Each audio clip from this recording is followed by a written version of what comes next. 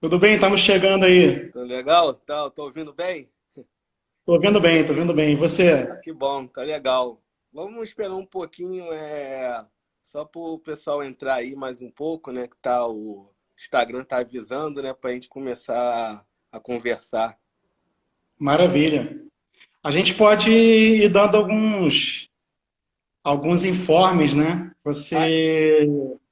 Ah, é, Você já vai manter essa data aí, né, para é, as lives, né, do Giro 0800.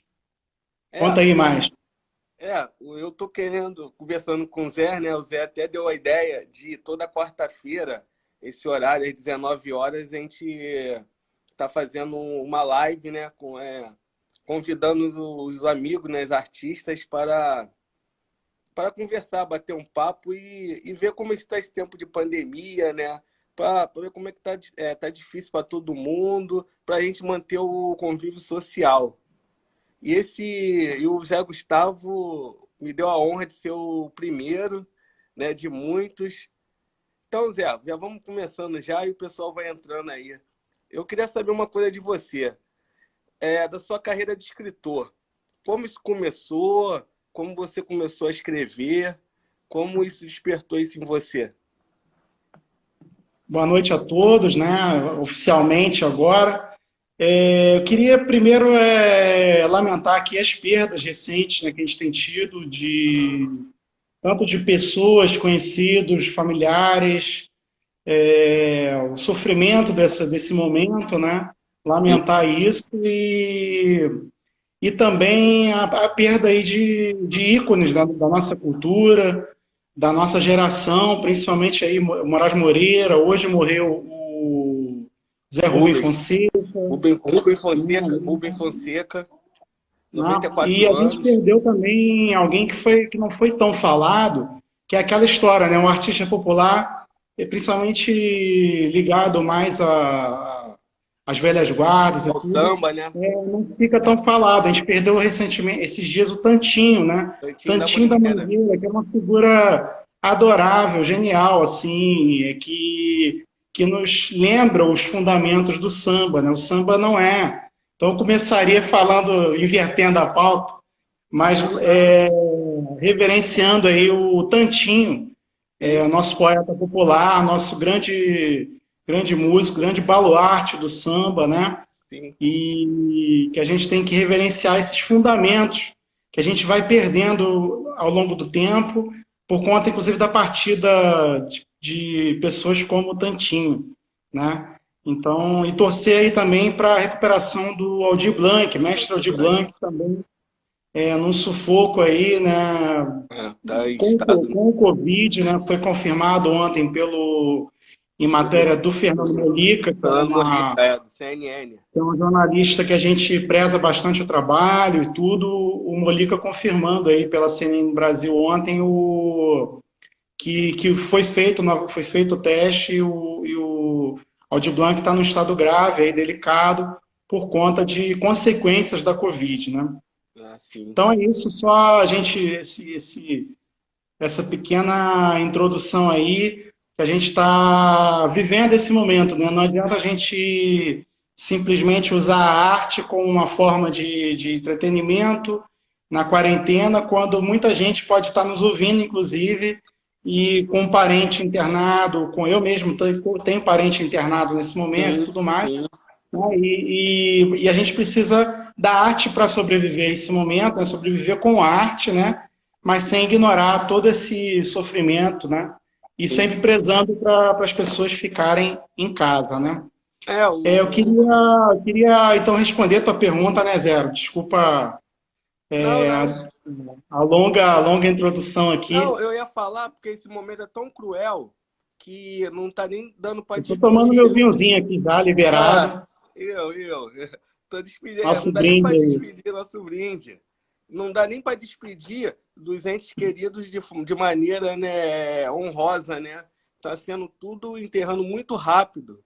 E não tem aquela coisa toda, que as pessoas precisam, né? Toda a cerimônia. É isso que eu ia falar. Mas fala aí sobre como você virou escritor aí. Como tudo começou. Então, como tudo começou, é assim, até difícil localizar exatamente, porque as coisas foram acontecendo, né? Eu venho de uma família que não letrada, né? Eu fui, acho que o primeiro a frequentar ensino superior. O livro não era algo muito comum em casa, o livro de literatura, né? Apesar da minha mãe sempre estimulou a leitura e tudo, mas era muito naquele estímulo da leitura de jornal que me ajudou sobremaneira, né? Entendi. Ajudou demais. Eu tinha um tio também que depois virou era o tio Gui, né? Que é quase um personagem, o nome de um personagem, já citei, era uma figura particularmente interessante, porque tinha tido um pouco mais de estudo, um pouco mais de leitura, e ele foi um dos primeiros a me presentear com um livro de literatura, né, que era um livro do Nelson, um livro de crônicas do Nelson Rodrigues, A Sombra das Chuteiras Imortais. É o primeiro livro que eu lembro de ter ganhado, um livro de literatura mesmo, que não fosse voltado para o colégio, né? No colégio eu lia e tudo mais, mas não era aquele leitor aficionado, né? Não tinha muito essa cultura, né? Entendi. E, e aí estou explicando primeiro como surge a leitura, né? Então a Não, leitura surgiu a perfeito. leitura de literatura, né? A leitura de literatura surgiu do futebol também, né? Então minha primeira formação literária foi pelo futebol, porque era um livro sobre futebol que meu tio, sabendo que eu escrevia bem no colégio e tudo mais, e tentando me ganhar para essa coisa da leitura de literatura, me deu sabiamente esse livro do Nelson Rodrigues. E eu adorei o livro e tudo mais, e aí eu comprei meu primeiro livro, que não fosse para o colégio, né? Eu comprei com meu Entendi. dinheirinho um livro do Nelson também, que é O Casamento, que é o único romance do Nelson escrito para romance, ou seja, que não foi escrito como uma novela, né, em diversos capítulos que ele foi publicando em jornal. Ele escreveu querendo escrever de fato um romance, não uma novela. E aí foi, né? E para completar essa saga que passou pelo futebol, e o Nelson era tricolor, né? Eu também já era tricolor, meu tio era tricolor, Sim. então tem essa influência do Fluminense na minha formação literária.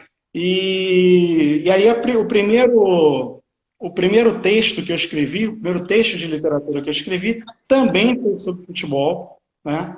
E aí eu ganhei um concurso de redação, foi em 1995, a Barba Branca está aí para É confirmar. novinho ainda. Em 1995 que eu escrevi um conto, crônica, eu ainda não tinha muito essa sabedoria de diferenciar tão bem assim, os gêneros, uma crônica sobre futebol que foi premiada num concurso interescolar, né? E estava lançando aquele filme Coração Valente e tudo mais, É. era um concurso Fox, filme lá, e aí eu fui premiado nesse concurso, eu tinha 15 anos na época. E aí, claro, deu aquele, Start, né? né? Aquela coisa Aquele despertou, né? estado, exatamente. Mas isso ficou um pouco adormecido. E aí, 2 anos depois, eu já estava na faculdade de letras, né? Hum, Que não era a minha primeira opção, mas acabei fazendo e tudo mais. sim. E aí teve um festival literário e tudo mais que eu também escrevi sobre futebol, mas aí um conto um pouco mais elaborado e tudo mais, chamado Mito da Origem do Futebol, que foi minha primeira publicação. Ah, entendi. Você falando de futebol, eu lembro do Digão, da Folha Seca lá, que é Abraço pro referência, né? Digão. Um abraço para ele, que é Exatamente. referência, né, de livros sobre futebol, né? Sim. E agora fala um pouco dos seus livros. Você tem algum assim preferido, alguma coisa, o que você goste mais? Sei que é fogo, né? Então, Eu acho que é como um filho, né? Não tem, gosta tudo igual, né? E eu queria te mostrar uma coisa claro, aqui, ó. assim, Aí, como é que é? queria te Aí, mostrar. Aí, olha eu só. algum na multidão de motocicletas verdes agonizantes. Esse é o último, né? Esse é o penúltimo, né? O penúltimo, né? É o Tem o penúltimo. outro, Esse né? foi Também publicado em 2018, né? É um livro de contos é de 2018. e é, ele foi premiado na Academia Carioca de Letras, Prêmio Lima Barreto de 2014, né? Sim, Ainda assim, levou 4 anos para eu publicar, publiquei pela Viés, né? sim. E meu último chama Contra a Resiliente, que foi ano passado, né? Ah, é. Esse aqui, esse filhote aqui. Eu tava procurando aqui, eu não achei esse, mas eu achei esse, né? Pedagogia Pedagogia. do Suprimido. E ainda achei esse aqui, do Porto, né? Que é Ah, uma sim, coletânea, né? exatamente. Coletânea Você feita escreveu você, por fim de Vidal, semana né? do livro. Isso. Vidal, Fim de o semana do livro no Porto. Simas, né? É o Marcelo Moutinho. É muito bom esse livro também, Uhum. de coisa. Aí, fala um pouco aí do último livro, né? De Sim. como teve essa inspiração de escrever ele, como foi o processo todo. Então, eu depois, tardiamente, eu fui fazer uma segunda graduação que eu abandonei e ingressei, né? Abandonei a segunda graduação, não terminei, mas ingressei no mestrado. Eu acho que eu vinha sentindo falta dessa coisa de ter alguma leitura mais suportada e mais suportável do mundo louco que a gente vive, né? Então, eu fui fazer um mestrado em filosofia e ali conheci alguns conceitos de filosofia política que me interessaram muito, né? Entre eles o trabalho de um pesquisador de São Paulo, Edson Passetti, com o termo resiliência. É um termo que entrou muito na moda e tudo mais, Entendi. e esse pesquisador identifica o uso do termo da resiliência como algo negativo em termos de filosofia política, né? Um termo usado muito de maneira a conter resistência, né? Você pregar resiliência é pregar adaptação a qualquer cenário, né? E diante desse cenário você se adapta e não interfere nesse cenário de modo a produzir contra ele uma resistência, né? Entendi. Então é um conceito que também me incomodou e esse livro Contra Resiliente surge desse incômodo, né? O termo contra resiliente é um termo que eu acabei cunhando, né, um neologismo, para expressar justamente o comportamento daquele indivíduo que não se aceitaria como adaptável a quaisquer condições de vida, sejam elas quais forem, né, quando elas têm que ser combatidas, né? Então, Entendi. é um livro de poesia, mas uma poesia de alguma forma engajada nessa busca de um sujeito que responda ao mundo em que ele vive, né? Que ele não seja um sujeito paciente, né? Que ele seja um sujeito ativo diante do mundo que ele vive e não só ativo como pregam algumas boas almas, né? Por aí que faça a sua parte, não nesse sentido, mas no sentido de olhar para a sociedade, olhar para a coletividade em que ele se encontra e projetar soluções coletivas para essa sociedade, projetar soluções de luta, de reivindicação diante dos problemas que a gente vive. Né? E esses problemas estão em tudo que é canto, estão inclusive na própria lida com a arte. Né? Sim. Então, o contra-resiliente é esse sujeito inconformado.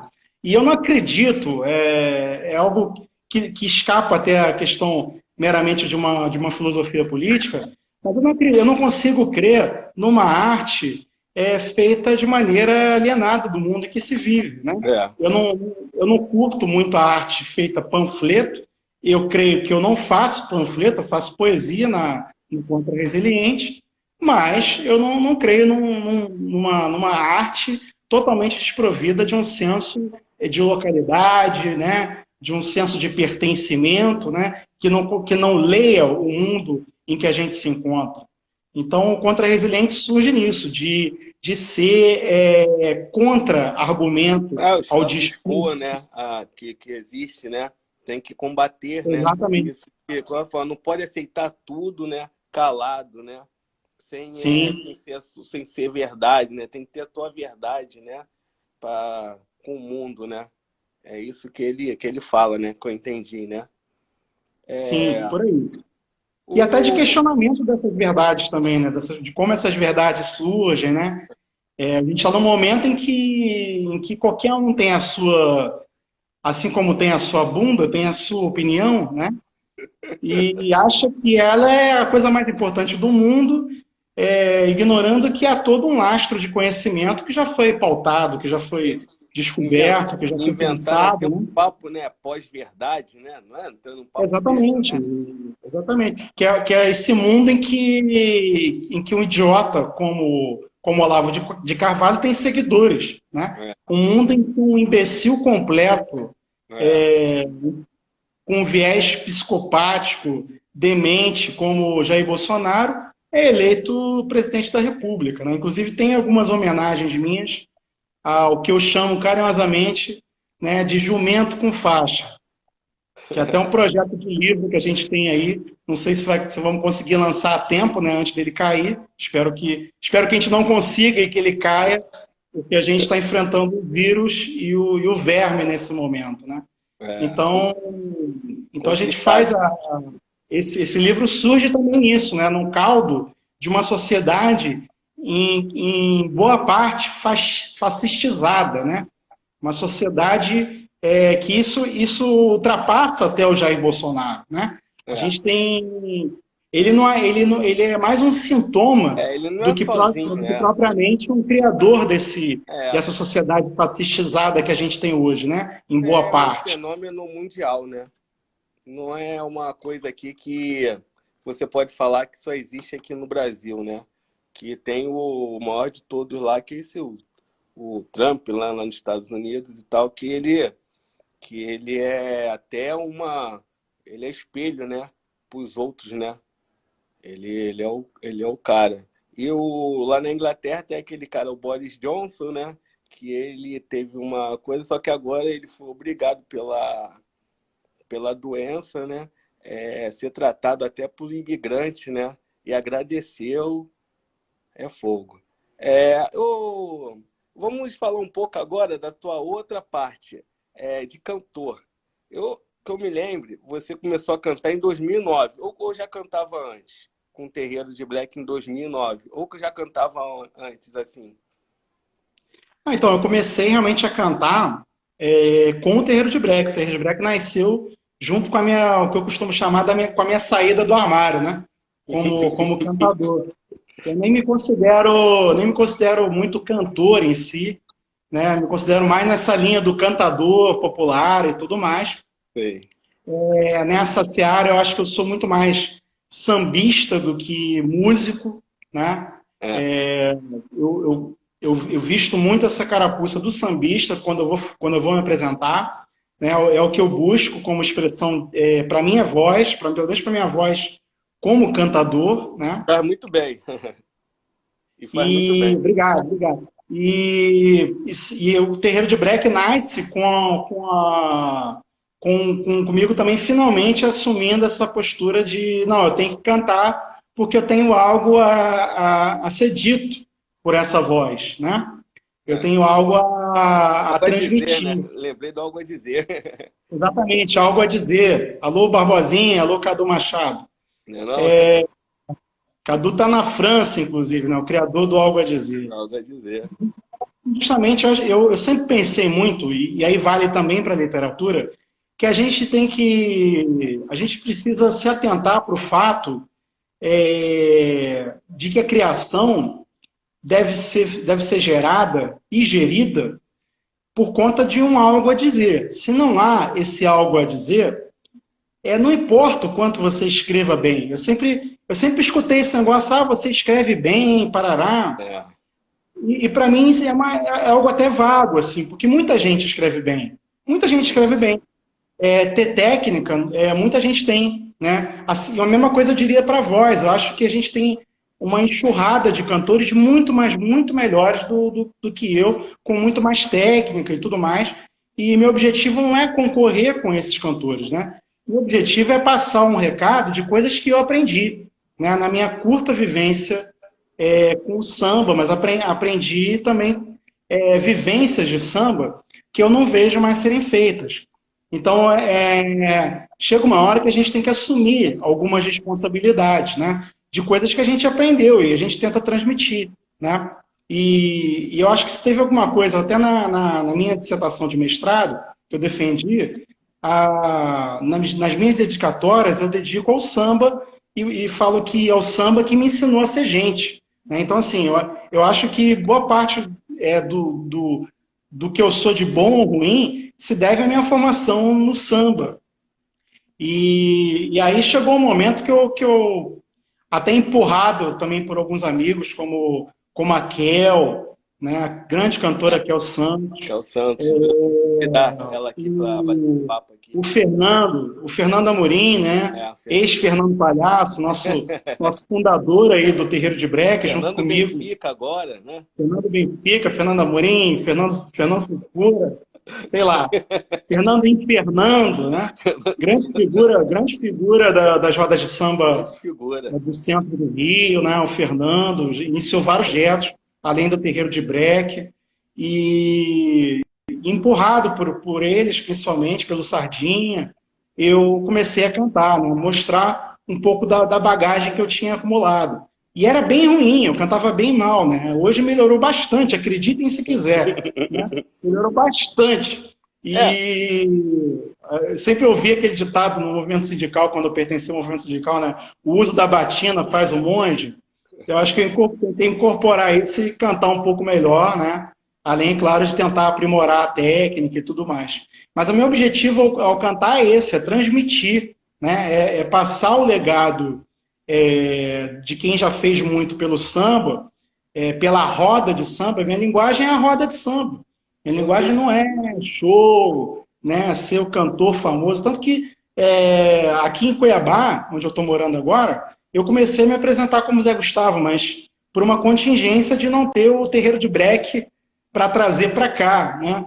Mas lá no Rio eu fazia questão de sempre ser uma apresentação coletiva. Eu acredito muito nisso, né? Então a ideia era transmitir o pouco que eu aprendi, mas que eu acho que não está por aí, não está fácil, não está de fácil acesso por aí, né? Outras matizes do samba, como o samba sicopado, que o nosso Tantinho, inclusive, cantava muito bem. Eu vejo todo mundo falar, o Tantinho, grande pessoas não costumam dar uma cortada aí, né? O pessoal fala do Tantinho como grande partideiro, ele era grande partideiro, mas tem que lembrar que ele era um grande cantor de samba sicopado. Não à toa gravou Padeirinho, brilhantemente. Né? Então, lembrar do samba sicopado, lembrar do samba de breque, né? Fazer composições novas, mostrar, né? Porque o samba não é museu. O samba, ele tem um lastro, ele tem uma ancestralidade que tem que ser sempre respeitada e zelada. Isso aí. Bergama não quebra. É normal, é normal. É ao vivo. Quem sabe faz ao vivo. Não é? E aquela... Você já respondeu, né? A transição, né? De escritor para cantor, né? Como isso aconteceu, você já falou que com aquela vontade, né? De ter algo a dizer, né? Tudo. Como é isso que foi a sua transição, né? E outra coisa. E também, além disso, você virou compositor, né? Você virou compositor a partir de 2009 ou você já escreveu alguma coisa além dos livros, assim, já, composições antes de 2009? Cara, por incrível que pareça, eu até compunha antes de 2009 e às vezes até tinha uma produção até maior em alguns momentos. Antes de 2009. Depois eu acabei concentrando muito mais nessa de cantar e tudo mais. E na composição eu acabo não me prendendo só ao samba. Eu compus muitos sambas, mas eu componho também outros gêneros. Eu tento me dar um pouco mais sei lá, de outras opções, né, na hora de compor. Eu tenho tentado letrar também melodias, né? Agora acabei de fazer uma parceria com meu camarada aqui de Cuiabá, o Pedro Oliari, grande músico de jazz, e a gente fez uma composição meio inspirada no Ginga e no Aldir, né? E, e é isso, a composição nasceu antes, na verdade. Mas inclusive, eu achava que eu seria só compositor, eu não achava que eu ia... Eu tinha muita dificuldade, inclusive, inicialmente, de cantar minhas músicas, né? Até quando eu comecei a cantar, sempre tive dificuldade de interpretar minhas próprias músicas. Eu ficava muito acanhado. Eu não gosto de estúdio, até hoje eu tenho pavor de estúdio. Então, acho que ainda faz parte. Acho que parte do armário eu conservei em mim ainda, né? E Não, tem um certo pudor, eu assim, pensei que de cantar, você né? teve essa coisa também com Sardinha, né? Que o Sardinha também, ele é um grande compositor, né? Eu pensei que ele que vinha te puxando também para escrever, né? Para fazer as canções. E o Carnaval? E o Carnaval? Fala um Ah, pouco o aí do carnaval Carnaval, né? é algo que eu sinto muita falta. Acho que das coisas que eu sinto falta em Cuiabá é de cantar no Carnaval do Rio, né? Que era cantar no Prata Preta. É algo assim que o primeiro carnaval que eu passei sem cantar no Prata Preta foi uma sensação muito esquisita. Inclusive, eu fui no bloco, né, e me senti assim, né, meio desarvorado, foi meio tenso, porque era um prazer imenso. Acho que eu sempre gostei muito de marchinha e espero poder um dia voltar aí a cantar a marchinha, né, no querido Prata Preta. E, e foi um sonho, eu diria que foi um sonho de infância, essa coisa da marchinha, porque era uma paixão desde moleque, que eu não sou aquele cara muito eufórico, dançarino, né? Você sabe, né? Sou meio roda presa e tudo mais, mas eu me empolgo com a marchinha. A marchinha é algo que me bota para trocar perna, entendeu? Então, foi uma experiência das mais gostosas, assim, tocar com figuras como o Berk Generoso, né? O Berg estava aí, o Hugo Berg estava aí, Dourado. entrou aí, ó. Alô, Berg. Ele estava Ó, aí na live. nem sabia. Estou te dedurando aqui, Berg. Legal, legal. Mas foi uma experiência maravilhosa e a gente teve um tempo até que ajudou na nossa sobrevivência. A gente começou a vender banda, né, para tocar em evento sindical, Aí eu lembro e dessa época. era super divertido, assim, eu e Berg tocando em paralelo essa banda junto com o Prata, e ele toca Em em frente do dezenas de mercado, né? Lá. lugares. Em frente do É, mercado, né? Eu lembro fazendo disso. arruaça, né, É, como os direitores gostam de falar, né, fazendo a nossa velha arruaça, velha e boa arruaça. Vivam os carnaval, arruaceiros. O viva. Brasil seria muito melhor se os arruaceiros tivessem um pouco mais de influência, né? Pelo menos ninguém acharia que a Terra, né? Que a Terra não é redonda, por É, exemplo. terra Então, plana, né? Ah, brincadeira, né? vivam os arruaceiros que tocam essa geringonça. Foi bom você falar dessa parte aí. Com essa nossa pandemia, né, que assola o mundo, pegou todo mundo de surpresa, né? Ninguém pode falar, eu já sabia. Porque a gente vê aquilo na TV da China, mas a gente nunca imaginou que ia chegar até nós. Porque eu já vi outras pandemias, outras coisas. Ebola. Eu ficava com medo quando eu via a reportagem do Ebola. Eu falei, isso vai chegar? Graças a Deus não chegou, mas isso chegou até nós. Agora, como viver de arte no Brasil? Já era ruim viver de arte porque não tinha incentivo. E agora, com essa pandemia toda, como o artista sobreviver a isso tudo? Já fechando Olha, aqui o é ciclo. difícil, é difícil, é difícil prever saídas para a crise que a gente está vivendo, que promete ser uma crise aí de 1 ano e meio, né? Não é uma crise. O que tem agora o momento do isolamento, e já se fala em isolamento durante esse 1 ano e meio, né? Sim. Durante esse 1 ano e meio com janelas de abertura, o que está se falando hoje É, entre vários epidemiologistas, né? é. Normalizando aí a questão das mortes, o que é terrível, né? Terrível. mas controlando esses números e liberando as pessoas a sair em determinadas épocas. Eu tenho para mim que quando houver essas janelas, a gente vai ter um período de muita euforia, né? E isso tende a ser bom para o artista, né, conseguir mostrar seu trabalho e conseguir capitalizar seu trabalho. Por outro lado, nessas janelas também, a gente vai ter uma séria consequência, né, quando abrir, do período de confinamento. Né? Então, consequência de falta de dinheiro das pessoas, né, de uma Muito, crise econômica, de uma depressão econômica, mais que uma é. crise generalizada. Ainda mais num país com condução governamental ultraliberal, né? Que assim que voltar a uma mínima normalidade, o Paulo Guedes vai estar aí com seu pacote de maldades para fazer ajuste fiscal. Então, tem toda essa situação no pós-pandemia. Mas eu acho que vai prevalecer, nesse caso, a originalidade dos nossos artistas, né? A luta incansável dos nossos artistas, que também se viram em outras áreas. Né? Eu, por exemplo, faço revisão de texto, é o que eu consigo ter uma renda mínima para a sobrevivência. Os artistas se viram, então, nesse momento, por exemplo, muitos dando videoaulas, né? Isso que eu ia falar. E os Migrando para o artistas, um YouTube apelo, exatamente, para ter fazendo uma renda. videoaula, fazendo show, né?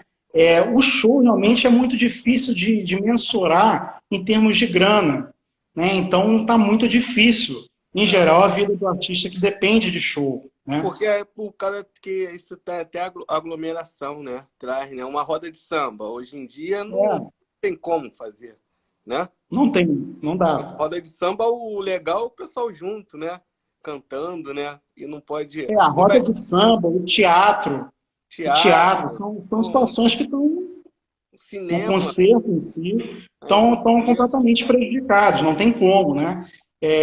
Aí tem a coisa da live, tudo, muita live surgindo, que gera também uma competição, uma concorrência de visibilidade muito, muito difícil né, do artista se virar nesse campo, e ainda mais de monetarizar isso de alguma forma para a sua sobrevivência. Então, o cenário atual que se demarca é de artistas que precisam da solidariedade dos seus amigos não artistas que permaneçam ainda empregados, que permaneçam ainda, que consigam conservar suas rendas, né? Os artistas precisam, nesse momento, de solidariedade, né? De contribuições.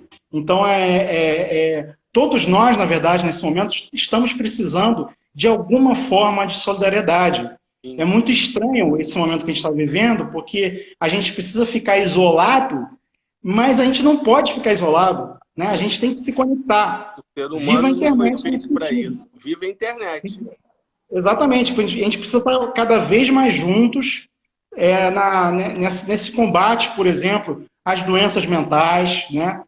Que vão aflorar muito aí. Acho que todo mundo está tendo alguma forma de manifestação de uma ansiedade, né? Que pode não gerar uma patologia, mas é uma ansiedade, né? Uma tristeza, uma melancolia. O pessoal está bebendo muito o mais. pessoal bebendo mais, às vezes, né? Quando em casa. Então, assim, todo mundo está precisando de uma forma de solidariedade. Eu espero e faço um apelo aos amigos não artistas, e mesmo aqueles artistas que tenham outras formas de sobrevivência, que sejam solidários também com seus companheiros artistas, né? É muito triste a gente ver, por exemplo, a situação recente e presente de um compositor como Aldir Blanc, que não tem um plano de saúde, né? Não tem, depois de toda uma obra aí gravada pra caramba, por conta da precariedade da contabilização financeira do direito autoral, o Aldir não tem como ter um plano de saúde e tudo mais, estava tendo que implorar pelas suas filhas, né? Via suas filhas, por um leito de UTI. Então, assim, agora que a gente tem que... É nesse momento que a gente tem que dizer que a gente ama a arte, né? Porque bater palma para o artista enquanto ele está se apresentando é muito legal, muito bacana. A gente gosta das palmas, mas é um momento delicado. Então, quem puder ajudar, né? Não só os artistas, eu estou falando de uma maneira geral, mas também olhar com carinho para essa classe, que é uma classe extremamente desfavorecida. Engana-se quem pensa que artista vive bem. Artista, em geral, vive muito mal, em termos de grana. Ele pode viver bem espiritualmente, com o trabalho dele, satisfação e tudo mais. Mas, em termos de grana, em geral, o artista vive mal, né? A média de renda do artista não é boa. A desigualdade de distribuição de renda entre artistas é muito grande, né? Então, assim, solidariedade é tudo que a gente precisa nesse momento, doação nossa, né? E também não ter vergonha de receber o carinho e a ajuda dos amigos, né? Quem tiver passando por alguma necessidade. Não ter vergonha de comunicar o seu próprio desespero, se for o caso. Nem todo mundo, vamos falar assim, jogar futebol, todo mundo pensa que o artista é um Neymar da vida, né? Nem todo mundo é Neymar, todo mundo, né? Todo artista, ninguém ganha. Eu diria que quase ninguém, né? Quase ninguém. Quase ninguém, né? 1% né? Até dos jogadores de futebol, né? Que tem esse patamar. A maioria é gente, pessoal que rala, gente como a gente. E se você for ver a história de grandes artistas aí, todos tinham uma segunda profissão. Todos, da antiga, e até agora também tem uma segunda profissão para viver, porque não dá para viver só da música, de escrever livro. Lembrando disso, vamos falar dos seus livros na Amazon. Para quem quiser saber, procurar os seus livros na Amazon, né? Tá tudo. Sim, a gente tem, voltando à literatura, a gente tem uma grande dificuldade, né?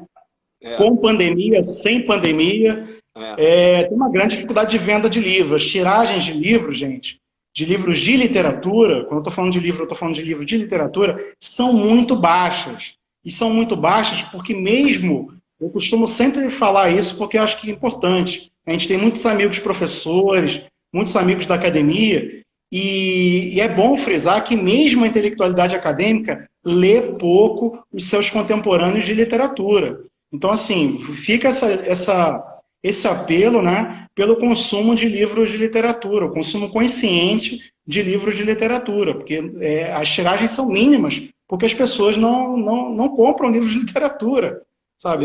Falta leitor de livros de literatura. Então, faço esse apelo aqui, independente da pandemia, né?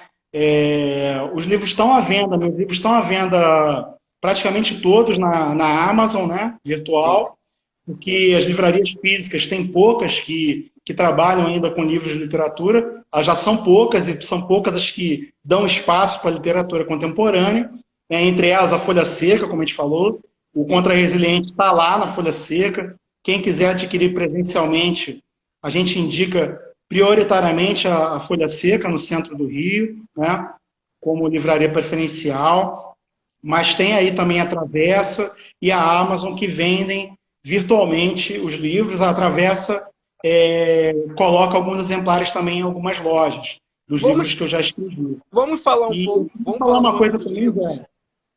Então, eu queria fazer um aviso, porque a gente está em meio à pandemia, eu já fiz essa campanha antes, mas não custa reforçar por aqui. Sim. Esse livro, A Perspectiva do Quase, eu publiquei em 2008.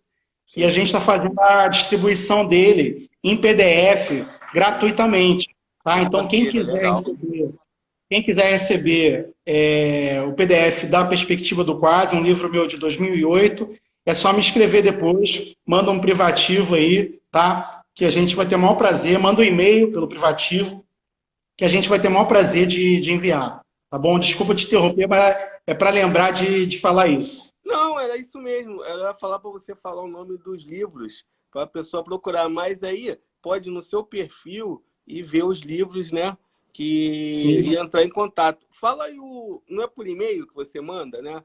Fala o seu e-mail aí, que é para as pessoas entrarem em contato contigo, e você dá até o link do livro, dos outros livros, né, sem ser o Perspectiva do Quase, para vender. Maravilha. Então, quem quiser, é só entrar em contato comigo aí. Zé Gustavo com H, né? Zé Gustavo com H, ZEH Gustavo, tudo junto, @yahoo.com.br. E pode também falar comigo pelo Instagram ou pelo Facebook. Eu também tô atento a essas mídias e costumo responder as mensagens, né? Não sou aquele tipo de pessoa que até me desagrada ter contato, que tu manda mensagem, não responde. Ah, eu também Eu, respondo. eu acho isso uma prova de prestígio, né? Só que eu não gosto de usar, assim. Acho que não é por aí. Então, quem me escreveu, eu sempre respondo e tudo, e quiser conversar sobre literatura, né? Sobre perrengue, sobre política, estamos aí. A gente está nesse contato, como é possível fazer esse contato humano, coletivo dos dias de hoje, né? Zé, então vamos encerrando. Maravilha. Você quer falar mais alguma coisa? Fica à vontade. Eu ia falar para você deixar suas redes sociais, né? O pessoal seguir, né? Facebook, Instagram, tudo que você tiver, você passa aí e pra gente e fica à vontade aí para suas considerações finais, né? E falar Não, aí. dizer que foi uma experiência muito agradável, né? O Giro 0800 é, é uma plataforma, eu diria, né, de divulgação, né? É um parceiro do Terreiro de Breck, é um parceiro meu, da minha literatura e de vários artistas, assim. O André Borges é uma figura extremamente generosa. Quem quiser, inclusive, marcar uma live com o Zero, né, Zero? Manda uma mensagem aí Manda pro mensagem perfil que a gente vai do conversar, Giro, eu né? divulgo. E que ele vai entrar em contato aí também para marcar com você. Eu vi aí que alguns amigos entraram, né? Eu tô muito. É a primeira live que eu participo, então, assim, eu tô destreinado aqui, né? Eu vi minha amiga Neuza agora entrando, a Mônica entrou também. Aos O poucos a grande gente cantor aqui de vai. Cuiabá, o Jefferson, entrou aqui, um grande cantor. Um abraço aí para eles, o Miguelzinho Bezerra. E peço desculpas aí por não ter falado de outras pessoas antes, é porque eu estou destreinado nesse negócio aqui ainda, entendeu? Então a gente vai aprendendo e fazendo fazendo na marra, né? Como a gente tem Amarra. que, como a gente está acostumado a fazer na vontade, né? Como eu falei com você, eu também não sei. É a primeira live assim que eu tô fazendo mesmo, conversando ao vivo mesmo com a pessoa e eu convidei você. E vamos aprendendo juntos, né? É isso. E semana que vem vamos ver que eu consigo falar aí com as pessoas aí. Tem uma pessoa tão legal quanto você, pra gente Pô, conversar, bater um valeu. papo, né? Sobre cultura. Eu vou falar também que o Giro 0800, ele começou em 2008. E não é fácil não manter esse tempo todo com conteúdo, né, relevante, né? É difícil, porque tem muita concorrência. Quando eu comecei lá, tinha pouca concorrência, muitos morreram e agora tem concorrência, mas o giro continua forte e se reinventando nessas novas mídias, né? E trazendo coisa de qualidade Isso aí. para todo mundo. Tá bom, Zé? Posso encerrar com a leitura de um poema, então, Pode, rapidamente? fica à vontade. Fica à Um vontade. poema do Contra Resiliente. Tentam justificar o massacre, advogam pelo hediondo, têm orgulho da própria estultice, jamais desenvolvem empatia e tampouco ao horror o mínimo que seja de asco. Como você pode ter tanta certeza que a Terra não é plana? Precisaria ver o contexto da foto para emitir minha opinião, mas os dois lados estão errados. Mimimi racismo fez por merecer. Em suma, após a vergonha escoar íntegra pelo sumidouro, pode-se entoar qualquer asneira, defender-se a tortura, apagar-se a memória, a arte, a ciência, a tonteira a pegar-se, regurgitar-se com um riso baboso, o que vier da latrina à boca. Tá na moda ser um canalinha. É isso. Parabéns, muito Até a obrigado, próxima. Zé. Até a próxima. E, pessoal, semana que vem tem mais.